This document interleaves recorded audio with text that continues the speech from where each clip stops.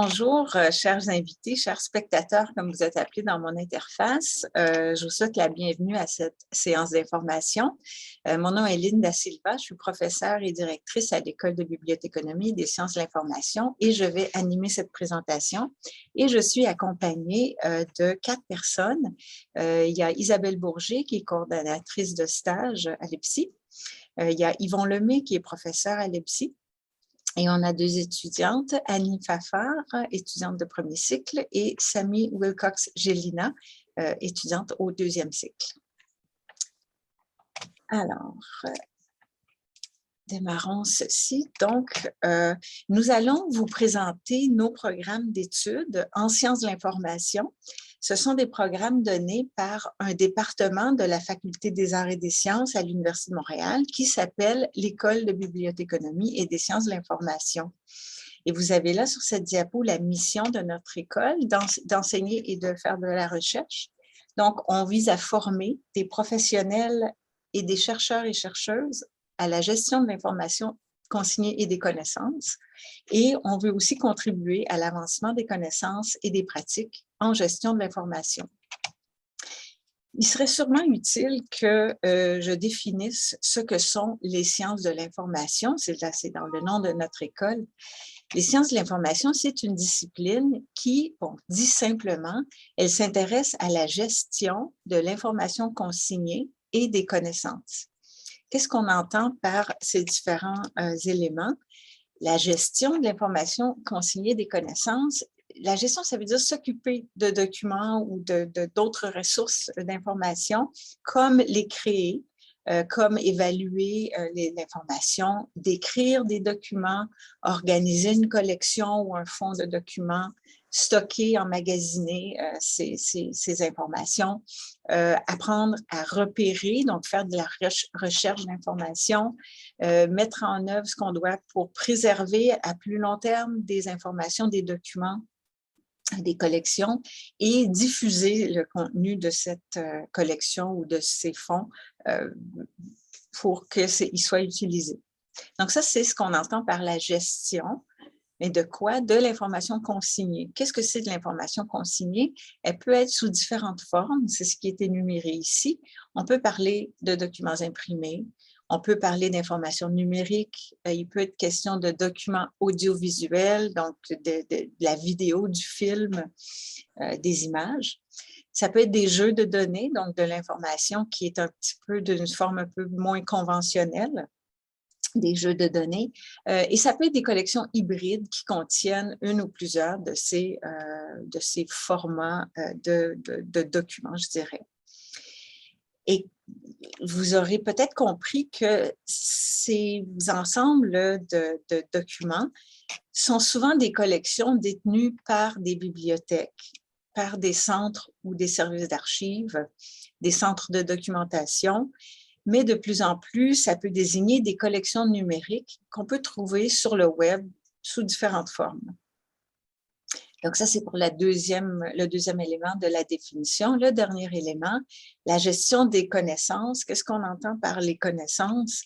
C'est plutôt de l'information tacite, non consignée, non écrite, comme par exemple des représentations, le savoir organisationnel, la culture organisationnelle. Et dans les explications que je vais donner à la diapo suivante, vous allez comprendre un peu plus qu'est-ce qu'on peut vouloir dire par les connaissances. Et en sciences de l'information, on fait ça, gérer de l'information et des consignées et des connaissances pour le bénéfice d'une communauté d'utilisateurs et d'utilisatrices. Qui peuvent être ces utilisateurs ou utilisatrices? Ça peut être les gens qui utilisent une bibliothèque publique ou une bibliothèque, les étudiants d'une bibliothèque universitaire, des élèves d'une bibliothèque scolaire. Ça peut être les différents utilisateurs d'un service d'archives, comme les citoyens d'une ville ou d'un pays, les employés d'une organisation où il y a ce centre ou ce service d'archives. Et donc, les diplômés de sciences de l'information ont une vocation de service envers une communauté d'utilisateurs. Et c'est quand même une partie importante des sciences de l'information. Les sciences de l'information sont issues de deux institutions fondatrices les plus importantes, la bibliothéconomie ou les bibliothèques et l'archivistique ou les archives. Ces deux institutions-là sont, on pourrait dire, séculaires, même millénaires. Ce sont des institutions qui accompagnent les humains dans la gestion de leur documentation depuis la nuit des temps, depuis le temps qu'il y a des bibliothèques, comme la bibliothèque d'Alexandrie, par exemple. Mais il faut bien comprendre que les méthodes et les outils ont beaucoup évolué avec le temps. Ceux qui m'écoutent en ce moment ont sûrement beaucoup de stéréotypes attachés à ce qu'est un ou une bibliothécaire, qu'est-ce que c'est qu'un service d'archives. Mais c'est important pour vous de savoir que les bibliothèques et les archives sont à l'avant-plan de la circulation de l'information dans la société aujourd'hui, et qui s'appuient sur les outils les plus modernes et qu'ils ont une ouverture sur le monde actuel et ses besoins en information. Donc, mettez de côté les stéréotypes, les préjugés que vous avez envers les bibliothèques et les archives parce qu'on est à des années-lumière des stéréotypes que vous pourrez avoir. Et d'ailleurs, il y a plusieurs applications contemporaines des sciences de l'information qui sont abordées dans nos études en sciences de l'information. Et il y en a un certain nombre d'exemples donnés ici sur la diapo. Nos diplômés peuvent être appelés à travailler en architecture de l'information. Et ce que ça veut dire là, c'est l'architecture de l'information, c'est les principes et les méthodes et les outils derrière la conception de systèmes d'information efficaces, structurés de façon optimale et qui sont adaptés à leurs utilisateurs. Donc, on pense à des systèmes d'information sur le web qui vont être conçus dans les règles de l'art par l'architecture de l'information. Ça comprend aussi, nos applications contemporaines, la conception de systèmes d'information comme différents logiciels, par exemple les catalogues de bibliothèques en ligne, mais aussi toutes sortes de portails et d'autres sites web. Encore dans les applications contemporaines, il y a la gestion et le transfert des connaissances, ce qui est absolument essentiel lorsque le savoir d'une entreprise, par exemple, n'est pas complètement consigné dans des documents sur papier, mais quand une bonne partie des savoirs se trouve dans l'expérience et les connaissances de ses employés et qu'on veut capter ces connaissances-là avant que ces gens-là partent à la retraite ou partent pour un autre employeur. Donc, c'est les connaissances auxquelles je faisais référence dans la diapo précédente. Comment faire pour en sortir des informations consignées que l'on pourra gérer. Donc, c'est la gestion des connaissances qui s'intéresse à ces méthodes et outils. Autre application contemporaine, la gouvernance de l'information qui porte sur la façon dont l'information est gérée dans une organisation, quels sont les rôles et les responsabilités de chacun et comment est-ce que tout ça peut être agencé de façon à bien respecter les compétences et les responsabilités des différents intervenants. Et finalement, je mentionne la veille stratégique qui met en œuvre un ensemble d'opérations qui permet de demeurer informé sur un sujet donné de manière à pouvoir utiliser la bonne information au bon moment pour prendre la bonne décision pour notre organisme. Alors, vous avez là, dans les 5 applications qui sont mentionnées ici, on voit qu'on est très, très loin de ce que vous pouvez avoir comme stéréotype de la bibliothèque ou des services d'archives traditionnels, mais c'est absolument des préoccupations qui sont abordées dans les cours à l'École de bibliothéconomie des sciences de l'information. Donc, nous offrons des programmes aux 3 cycles d'études, premier, deuxième, troisième cycle. Les certificats de premier cycle peuvent être réalisés à l'intérieur d'une année. C'est tout à fait possible de faire son choix de cours pour faire le certificat en une année, même si les études à temps partiel sont possibles aussi. Le bac, donc le certificat en archivistique peut être réalisé avec stage ou sans stage. Il y a des conditions qui s'appliquent. Et le certificat en gestion de l'information numérique porte sur différents outils, principes, méthodes, processus pour gérer l'information numérique, donc créer des documents numériques, rechercher de l'information numérique, préserver l'information à long terme. Et ce deuxième certificat en gestion de l'information numérique peut être combiné avec des programmes en gestion pour faire ce qu'on appelle le backup en gestion, le bac par cumul de certificats en gestion. Et je voulais mentionner que aussi le certificat en archivistique, tout comme le GIN, peut être combiné à d'autres programmes de premier cycle, des mineurs ou des certificats, pour qu'un étudiant obtienne un bac par cumul de certificats. Notre maîtrise est un programme de 2 ans qui peut être soit avec stage, soit avec mémoire. La maîtrise avec mémoire ressemble un peu plus à une maîtrise disciplinaire classique de 45 crédits qui s'appuie sur un certain nombre de cours et la réalisation d'un mémoire, alors que la maîtrise avec stage est essentiellement ce qu'on appelle une maîtrise cours, où les étudiants font un grand nombre de cours, 45 crédits, donc 15 cours, suivis d'un stage dans un milieu professionnel qui complète les 51 crédits. Nous offrons également le doctorat, mais je pense qu'il n'y a pas beaucoup d'étudiants, de spectateurs qui sont ici avec nous aujourd'hui pour être informés du doctorat. Donc, je vais aller à la diapo suivante. Je vais céder la parole à mon collègue Yvon, prof en archivistique. Oui, merci Lynn.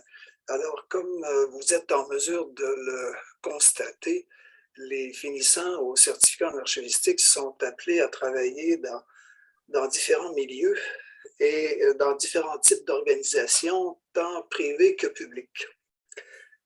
De plus, et je pense que c'est important de le souligner, selon leur formation antérieure ou leur expérience, et selon aussi que leur certificat s'inscrit dans un programme universitaire plus complet au premier cycle, baccalauréat par cumul par exemple. Donc, tout ça va faire que les postes qu'ils sont en mesure d'occuper sont très nombreux sur le marché du travail. Et on en a de bons exemples. Donc, lorsqu'on regarde les offres qui sont offertes sur le marché de l'emploi, on va retrouver par exemple des postes pour, bien sûr, des archivistes, mais des archivistes comme conseillers en gestion documentaire, des archivistes responsables, bien sûr, des services d'archives, des archivistes de référence,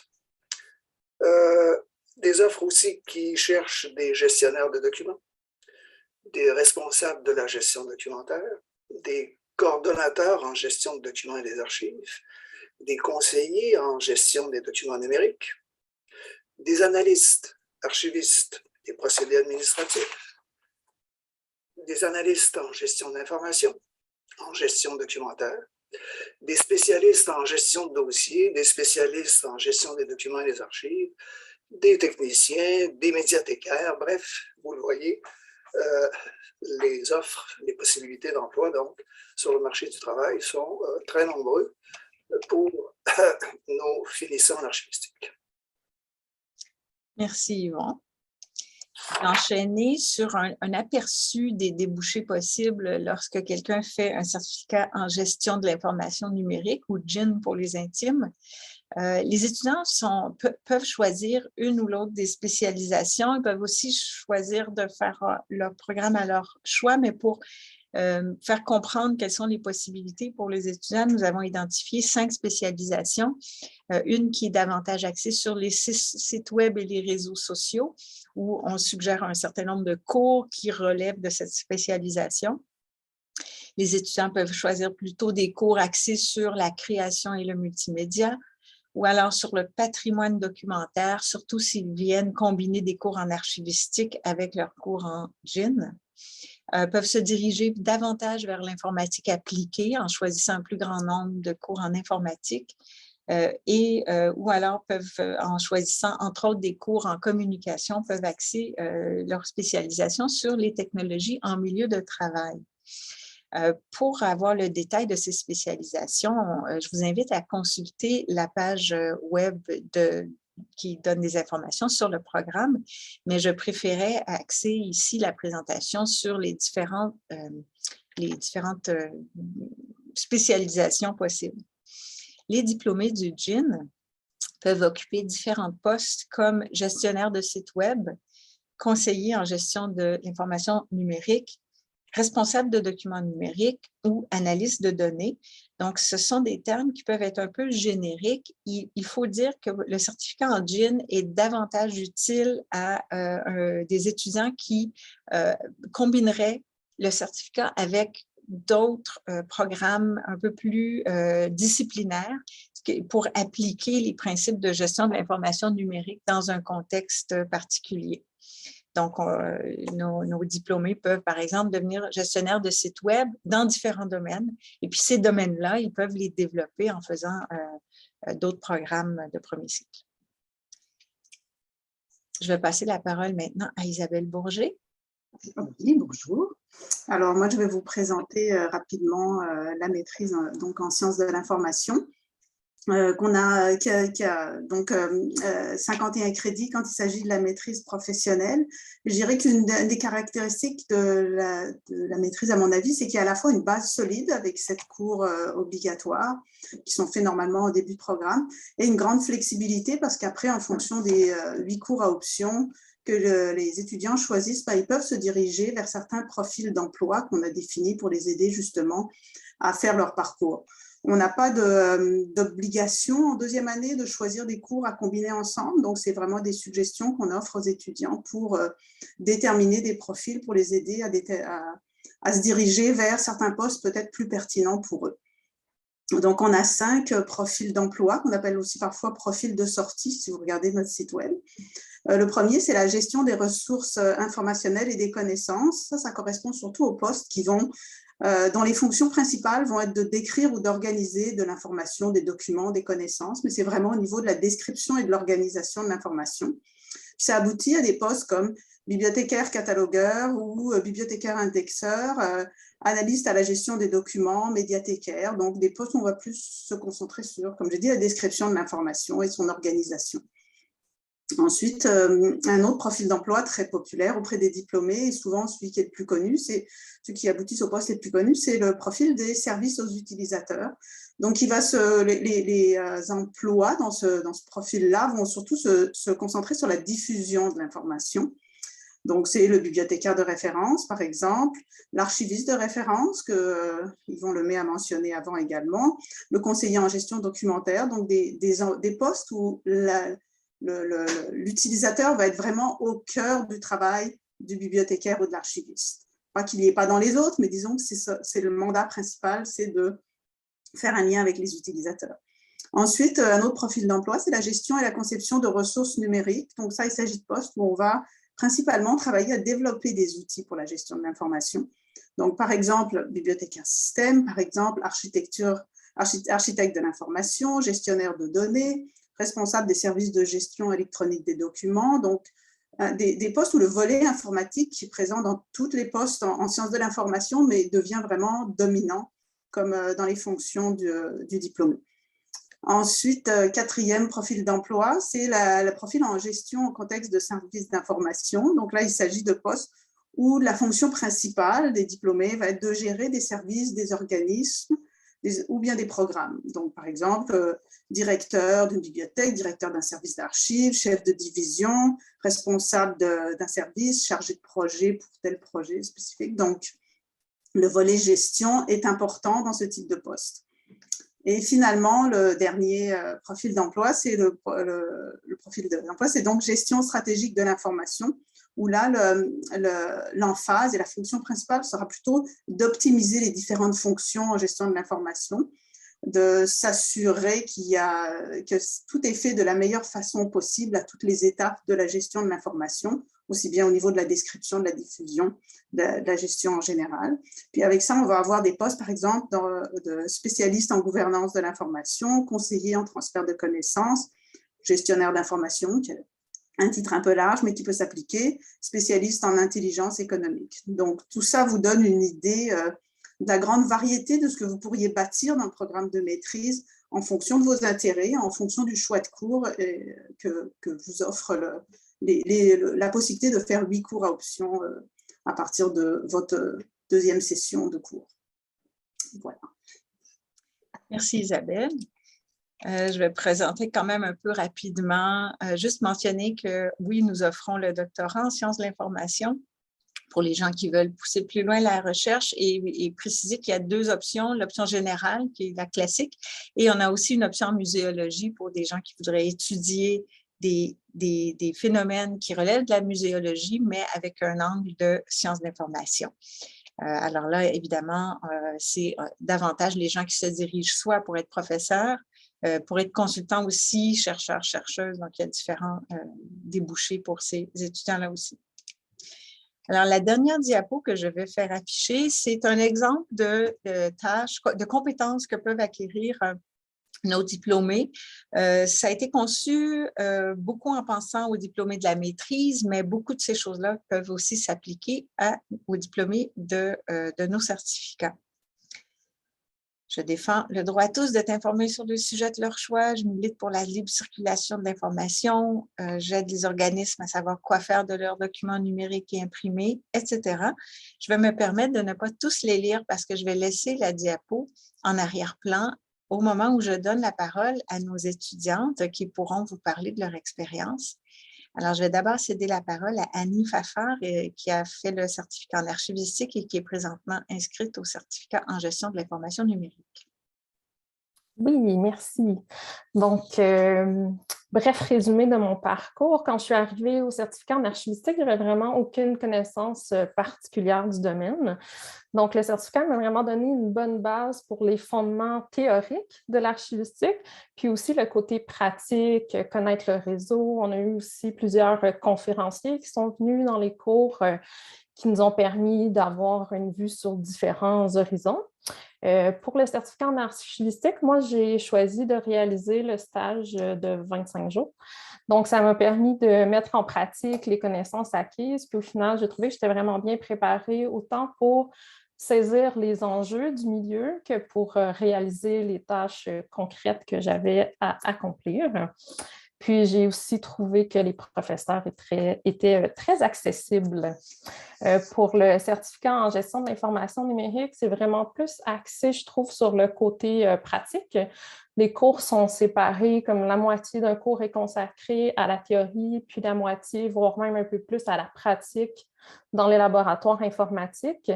Il y a aussi, comme Mme Da Silva l'a mentionné, il y a aussi plus de cours à option qui permettent un peu d'orienter le cheminement selon nos intérêts particuliers. Moi, j'ai choisi l'Université de Montréal beaucoup pour pouvoir réaliser les deux certificats qui sont distincts, mais tous les deux dans le domaine de la science de l'information.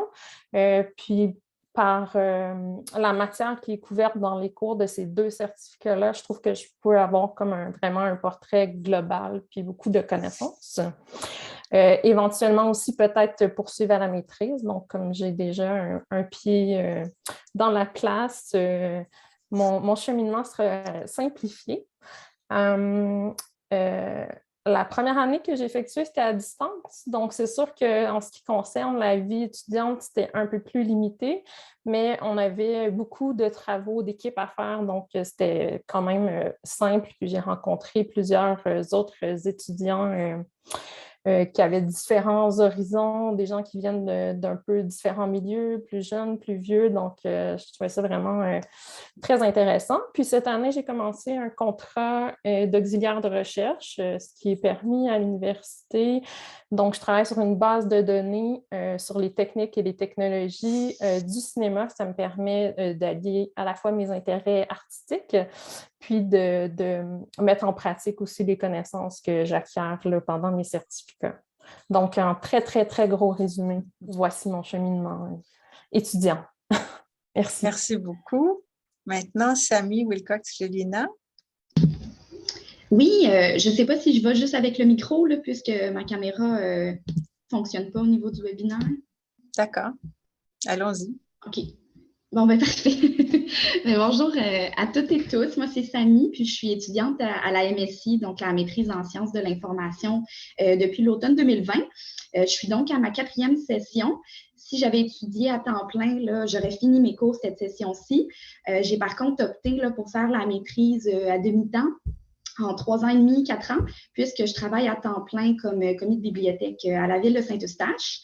La maîtrise est très flexible pour ceux qui veulent soit travailler à temps plein ou travailler à temps partiel, puis prendre exactement le nombre de cours qu'ils veulent à chaque session. Il y a beaucoup de flexibilité, donc c'est bien pour ça.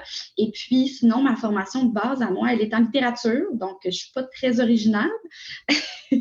Mais vraiment, là, pour ceux qui ont l'impression qu'ils auraient dû étudier en histoire ou en archivistique ou en littérature là, pour avoir leur place dans le programme. Vraiment, vous avez votre place, même si vous venez d'un milieu complètement différent. J'ai une amie là, qui, elle, est ergothérapeute à la base, puis qui vient faire la maîtrise, qui a fait la maîtrise, en fait, pour venir compléter sa formation de base. Une autre qui a été pharmacienne, une autre qui a étudié en neurologie. Puis, ce qu'on a toutes et tous en commun, en fait, c'est la volonté là, de combiner notre expertise dans notre domaine d'origine à une compétence forte là, en gestion de l'information. Puis, vous allez le voir autant dans la diversité des étudiants, des étudiantes que des professeurs. Il y a des intérêts de recherche puis des intérêts pratiques très, très, très diversifiés. Vous allez avoir des cours, puis des collègues là, qui viennent de tous horizons puis qui ont des intérêts très divers.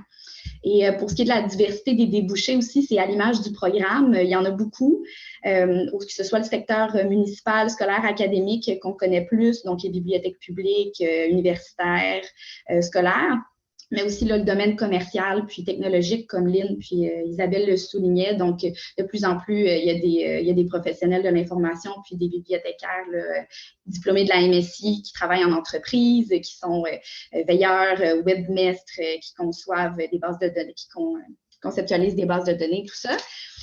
Pour ce qui est de mes intérêts en particulier, là, en gros résumé, c'est le secteur municipal, donc le classique, le coup de cœur pour les bibliothèques publiques. Pour ce qui est de mes raisons personnelles là, pour avoir choisi la MSI, puis une orientation un petit peu plus bibliothèque publique, c'est le rôle d'éducateur populaire qu'on a en tant que bibliothécaire puis professionnel de l'information, mais qui est vrai aussi quand on travaille en archives, en gestion numérique ou en bibliothèque. Vraiment, c'est l'idée que nous, ce qu'on veut faire, c'est donner accès à l'information, aux loisirs, à la culture. On veut mettre des personnes en lien, on veut créer des partages dans la communauté. Puis, à ce titre-là, ce qu'on veut faire, c'est diminuer les barrières pour l'accès au savoir, à la culture, redresser les inégalités. Puis, au quotidien, je vous dirais, pour travailler à la bibliothèque en ce moment, on le voit, là, on travaille puis avec et pour des gens dans différentes situations, que ce soit des personnes immigrantes, que ce soit des personnes en situation d'itinérante, des gens plus éduqués, des nouveau-nés aux personnes âgées. Vraiment, notre mission là, touche à divers publics. Puis, je pense que cette perspective-là de justice sociale puis d'inclusion teinte pas seulement la bibliothéconomie, mais tout le domaine là, des sciences de l'information de plus en plus. Puis, c'est ce qui, à mon sens, en fait un secteur de pratique puis de recherche tellement intéressant puis actuel. Donc, c'est ça. Puis, on va sûrement se croiser là, parce que, en fait, j'ai pas fini mes études. Puis, si vous le faites à temps plein, on va passer notre dernière année de maîtrise ensemble. Donc, on se recroisera certainement dans les locaux de l'EPSI. Très bien. Merci beaucoup pour ces deux témoignages d'étudiantes. On est maintenant arrivé à la période de questions. Je vais peut-être commencer par répondre aux questions qui ont été écrites dans le volet questions et réponses. Sabrina McGregor demande quelle est la différence entre la maîtrise avec recherche et celle sans recherche ou le fait de la rédaction et le stage. Donc, le parcours académique est légèrement différent. La maîtrise avec stage, il y a plus de cours. C'est vraiment 15 cours à faire, alors que la maîtrise avec mémoire, c'est 8 cours. Et en termes de débouchés, en réalité, les deux terminent avec la même maîtrise qui s'appelle une maîtrise professionnelle et qui ouvre la porte à peu près aux mêmes emplois. Mais évidemment, pour un employeur donné, il va chercher un profil plutôt qu'un autre. Donc, un employeur pourrait préférer quelqu'un qui a déjà fait un stage dans un milieu comme le sien, alors qu'un autre pourrait dire, ben moi, je cherche quelqu'un qui a des capacités d'analyse et de synthèse et quelqu'un qui a fait un mémoire de maîtrise, ça m'intéresse. Mais a priori, les diplômés sont éligibles aux mêmes emplois. Je ne sais pas si Isabelle, tu voulais ajouter quelque chose à ça? Oui, ben, c'est sûr que Moi, ce que je recommande toujours aux étudiants qui s'en vont vers le mémoire, donc je ne rencontrerai pas comme coordonnatrice de stage, je leur propose toujours, quand je les rencontre ou s'ils m'interrogent, c'est de venir me voir pour regarder avec eux leur CV, pour trouver des stratégies pour avoir des emplois étudiants. Il y a quand même beaucoup d'emplois étudiants dans notre domaine pour ne pas finir leur maîtrise sans aucune expérience concrète dans le domaine. Je pense que c'est ça la stratégie qu'il faut avoir quand on va vers un programme donc avec mémoire. D'habitude, c'est parce qu'on a un sujet en particulier qui nous intéresse, qu'on veut creuser, qu'on a intérêt pour la recherche. Mais pour se garder l'option, je veux comme, tu sais, j'y vais pas pour faire un doctorat, mais j'y vais quand même pour éventuellement avoir un poste après ma maîtrise concrète dans le milieu professionnel. C'est ça, c'est d'avoir une stratégie pour aller chercher quelques petites expériences en parallèle au travail de recherche pour aboutir après avec un dossier, un CV intéressant qui permettra de postuler exactement sur les mêmes emplois que les étudiants qui auront fait le programme professionnel classique. Et c'est parfois un avantage si notre mémoire de maîtrise porte sur un sujet en particulier, puis que le poste porte sur le même sujet, de très bien connaître le domaine, ça peut être un avantage par rapport aux autres étudiants qui se sont peut-être des fois un peu plus éparpillés dans différents sujets par une variété de corruption. Donc, c'est tout à fait possible d'aboutir sur le marché du travail après le mémoire, comme on le fait avec le parcours avec stage. Très bien, merci beaucoup. Je vois Nancy qui pose... Ah oui, pour les étudiants étrangers, oui, le programme est ouvert à tous. Ça demande, pour le programme de maîtrise, ça demande un diplôme de premier cycle dans n'importe quelle discipline. Il n'est pas nécessaire d'avoir étudié ni en archivistique, ni en gestion de l'information numérique pour être admis à la maîtrise. Est-ce que l'expérience joue? En fait, les dossiers d'admission sont étudiés de façon comparative. C'est un programme contingenté, la maîtrise en sciences de l'information. Et donc, on examine plusieurs aspects des candidatures. Oui, l'expérience dans le domaine, que ce soit du bénévolat ou des emplois rémunérés, peut aider, mais ce n'est pas nécessaire. Ça dépend de la candidature examinée dans son ensemble. Quelqu'un qui a d'excellents résultats scolaires, mais pas d'expérience, ne devrait pas être inquiet. Quelqu'un dont les résultats scolaires sont moyens, mais qui a une expérience, soit de travail, soit de bénévolat dans une bibliothèque ou un service d'information, ça peut aider à l'évaluation de son dossier. L'autre question, à titre de consultant troisième cycle, quels sont les employeurs potentiels parmi nos diplômés du doctorat à titre de consultant? Je sais qu'on a une diplômée qui est à Bibliothèque et Archives du Canada. Par contre, elle n'a pas un poste de consultant, c'est un poste à temps plein. Mon Dieu, ça peut être n'importe où. Est-ce que tu as des exemples, Isabelle, d'employeurs potentiels pour les consultants, pour nos diplômés du doctorat? Je dirais les organismes qui embauchent parfois des consultants pour des questions en gestion de l'information, mais moi, j'ai plus l'impression que nos diplômés au doctorat se trouvent des postes régulier que de faire un travail de consultant. Les consultants que je connais dans le domaine, c'est plutôt des gens qui ont fait la maîtrise, qui ont beaucoup d'années d'expérience et qui décident de passer consultant pour justement prendre des mandats temporaires dans toutes sortes d'organisations. Ça ne veut pas dire qu'on ne pourrait pas le faire au doctorat, mais je dois dire que je ne vois pas dans nos derniers diplômés qui fait ça au doctorat, mais ça pourrait être fait certainement. Oui, il me semble qu'on en a, je ne veux pas nommer des noms, là, mais ça peut être n'importe quelle organisation qui a besoin d'un coup de pouce dans sa gestion d'information. Et ces gens-là peuvent vouloir embaucher quelqu'un qui a une formation au doctorat, donc qui est autonome, qui est capable de comprendre une situation problématique, proposer une méthode pour essayer de répondre aux problèmes ou de trouver une solution et la mettre en œuvre. Est-ce que tous les cours sont de jour, car il faut concilier travail-famille. Non, on a des cours de jour, d'après-midi et de soirée. Par contre, les cours pour la maîtrise, les cours obligatoires sont donnés dans la journée. Il y a des cours à option qui peuvent être donnés à différents moments. Pour les certificats, les deux sont des certificats de soir.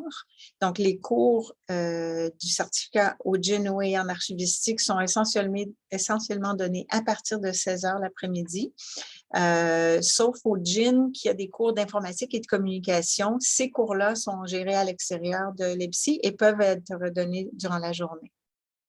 Alors, je réponds globalement parce que je ne suis pas certaine. Ah, c'est à la maîtrise. Je ne l'avais pas vu. Donc, les cours obligatoires le jour et ensuite, il y a une variété. Il y a des cours en ligne aussi. Donc, je laisse Isabelle continuer de répondre à la question de Delphine. Catherine, au sujet de la maîtrise, est-il possible de faire l'ensemble des cours à distance? Ben non. Nous avons trouvé durant l'année dernière où tout l'enseignement était à distance que certains enseignements se faisaient vraiment moins bien. C'est lié entre autres à notre vocation de service envers une communauté et aussi nos étudiants doivent développer un réseau. Les diplômés de la maîtrise s'entraident dans les milieux professionnels et ces réseaux sont formés à la maîtrise. Et ça ne se fait pas de la même façon en ligne et à distance. Donc, il n'est pas prévu dans le moyen terme, court et moyen terme, que la totalité du programme soit offerte à distance. Question de Vincent Chaillier, je vais compléter la maîtrise en histoire. Peu d'expérience sur le marché du travail, il y a très peu de débouchés sur le marché en ce moment. Serais-je mieux de m'inscrire au certificat en GIN ou à la maîtrise? Tout dépend de vos aspirations professionnelles. Le certificat en GIN, bien sûr, c'est un programme d'1 année qui vous permettra de postuler plus rapidement à des emplois. Mais par contre, vous forme pour faire davantage des opérations de travailler au niveau opérationnel. La maîtrise est un diplôme professionnel. Donc, en terminant la maîtrise, vous avez accès à des emplois, par exemple, de cadre, de gestionnaire, de chef d'équipe pour mettre en œuvre des solutions originales.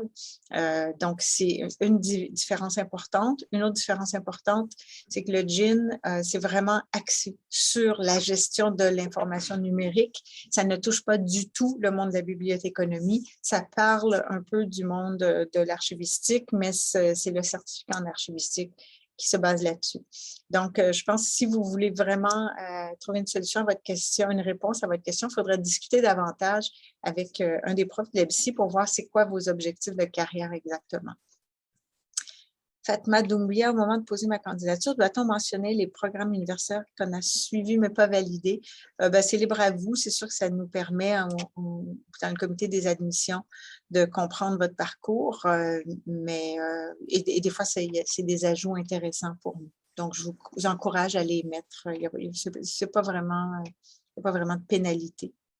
J'essaie de m'assurer de regarder toutes les questions avant que le webinaire soit terminé. Donc, Yasser Saoudi qui demande « Je suis étudiant en Master 1 en France. J'aimerais savoir si j'ai le droit de candidater pour le certificat en GIN. » Oui, tout à fait. Tout à fait. Il n'y a pas de restriction quant à la citoyenneté ou au pays de résidence pour candidater. Ensuite, par contre, vous devez vous assurer, si vous êtes admis, de faire les démarches à temps pour obtenir votre visa d'études. Ça prend quand même plusieurs mois pour obtenir ça. Je ne l'ai pas mentionné, mais pour les 2 certificats, il y a des entrées à l'automne et à l'hiver, alors qu'à la maîtrise, il y a seulement des admissions à l'automne. Donc, vous avez un peu plus de jeu au premier cycle. Quelles sont les possibilités de semestre à l'étranger? Pour les certificats de premier cycle, c'est très, très, très limité à cause de la longueur du programme. Je ne pense pas que qu'on en a déjà eu. Ce n'est pas absolument impossible. À la maîtrise, c'est possible. On a des partenaires en France, notamment l'École nationale des chartes. Surtout les étudiants en archivistique peuvent aller faire un séjour à l'étranger. Donc, essentiellement, on parle d'un trimestre, habituellement, un trimestre de la 2e année, le plus souvent l'hiver. Ça peut être l'automne aussi, mais il y a des problèmes de calendrier universitaire qui ne coïncident pas.